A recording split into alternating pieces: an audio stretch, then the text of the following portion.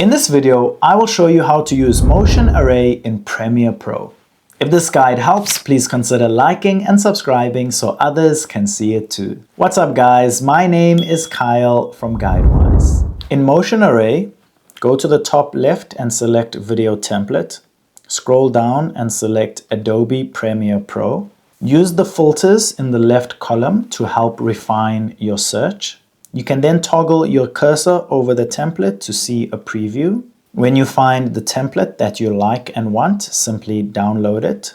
Once it has downloaded, unzip your file. Once your file has unzipped, open it, and you will find blur transitions or whatever transition or element you downloaded.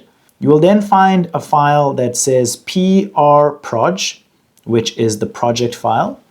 You can double click that or simply right click and open with Premiere Pro. Give your file a name and you'll now find your template from Motion Array in Premiere Pro. If this video helped, don't forget to like and subscribe.